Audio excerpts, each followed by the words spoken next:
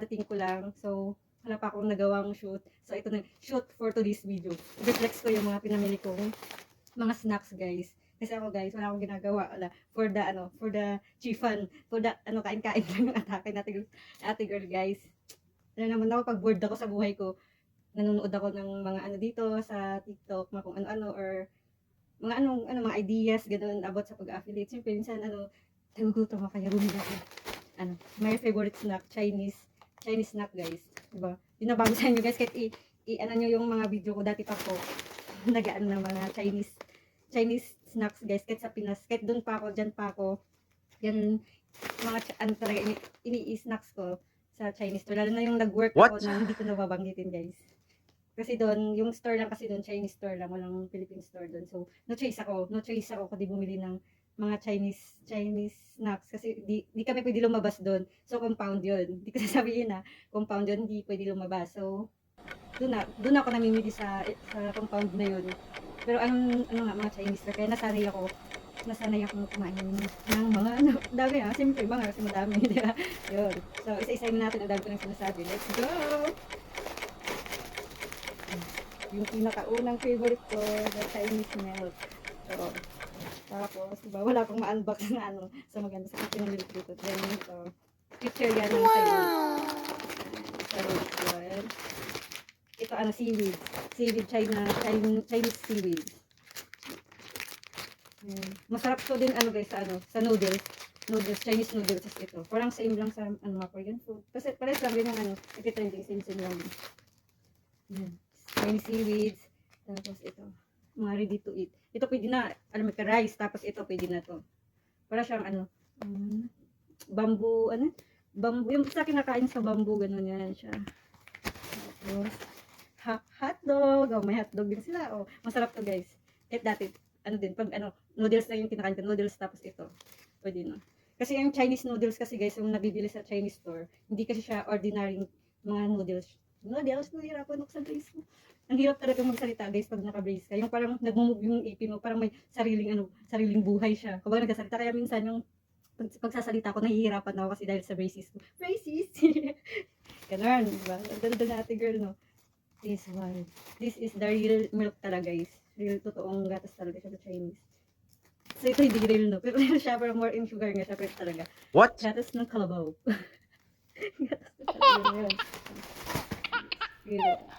Ito na yung price nito, guys, kasi RMRM isa-isa yung ito. Parang Dutch milk. Kasi isa lang yung binili ko kasi wala. May ibang flavor to. Itong what? Ambor. Pero masarap to, guys. May ibang flavor nito. Parang Dutch milk na siya. Kung Dutch milk. Pero in-store lang. Inaano ko din to doon. Nung nag-work ako sa dati. Secret.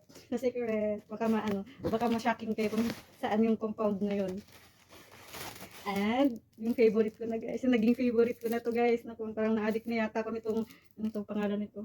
Basta, pag pumunta kayo ng Chinese store, hanapin nyo lang yung ganyan. Masarap yung sinasabi ko, para siyang,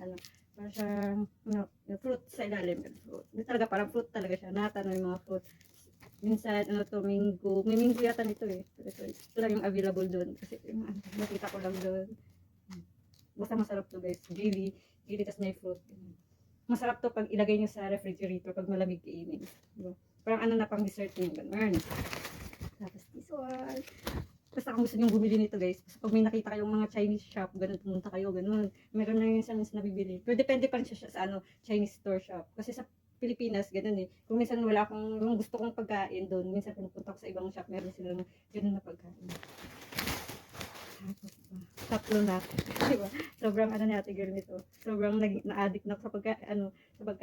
Sa pangalan nito. Dapat may kilala akong Chinese kasi papabasa ko to kung anong pangalan nito. Basta masarap na siya. Dito ko siya na-try, no? Pero na-addict na ako kakain nito. Sarap kasi. Sarap. Hotdog. Dalawa pa yung hotdog ko na nabili. Hotdog. Masarap tingnan yung hotdog nila, guys. Oh. This one. Ay, ito pala, guys. Yung white rabbit. Diba? Yung ordinary white rabbit sa atin. Yung white rabbit, diba? Sa Chinese store white rabbit. Masarap yung white rabbit nila, guys.